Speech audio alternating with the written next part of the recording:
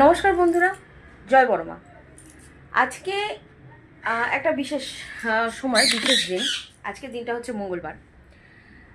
তো আমার মনে হলো বেসিক্যালি আমি একটা রিডিং করি। যাদের অনেক প্রচুর সমস্যা হচ্ছে, কোনো কাজ আটকে রয়েছে, কাজ সম্পূর্ণ হতে পারছে না, তাদের মনের মধ্যে একটা কিছু বিশেষ তোলপাড় লাগছে যে আপনাদের কাজটা হবে কি হবে না, হবে কি হবে না।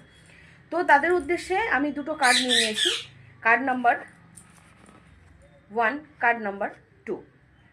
ভালো করে দেখিয়ে দিই। Card number 1, card number 2।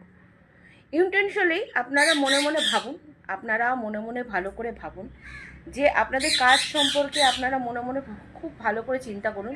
চিন্তা করে ইয়েস আর নো, কার্ড নাম্বার 1 বা কার্ড নাম্বার 2 আপনি চুজ করুন।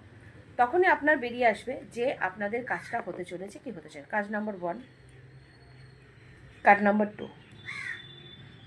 ডিপ ব্রিথ নিন, চোখটা বন্ধ করে। ইনহেল করুন, আউট করুন, ইনহেল করুন, আউট করুন। করার পরে সিদ্ধান্তটা খুব ভালোভাবে নিন। ভালোভাবে নেওয়ার পরে আপনি বলুন যে কার্ড নম্বর 1 কি কার্ড নম্বর 2। যেসব সমস্যা সমাধানের মধ্যে চাইছেন যে আপনি জানতে পারবেন যে না আপনার কাজটা হবে কি হবে না, সেক্ষেত্রে মাদার গাইডেন্স, আমাদের বড় মা যা গাইডেন্স দেবে আমি আপনাদের সামনে তুলে ধরব। প্রথমত, যারা কার্ড নাম্বার 1 চুজ করেছেন, যারা কার্ড নাম্বার 1 চুজ করেছেন তাদের জন্য কাজটা ডেফিনেটলি হবে, কিন্তু কাজের ক্ষেত্রে দেখুন আপনার একটা বাধাপ্রাপ্ত হচ্ছে। সুতরাং সেই বাধাটাকে আপনার ঠান্ডা বুদ্ধিমত্তার জোরে আপনাকে এগিয়ে যেতে হবে। আপনার কাজটা ডেফিনেটলি হবে, কিন্তু বাধা সৃষ্টি আছে প্রচুর। সেই বাধাগুলোকে কাটিয়ে হয়তো বা কাজটা ডিলে হতে পারে, কিন্তু অন্তিমে কাজটা আপনি সফল হবেন, আপনি জয়ী হবেন।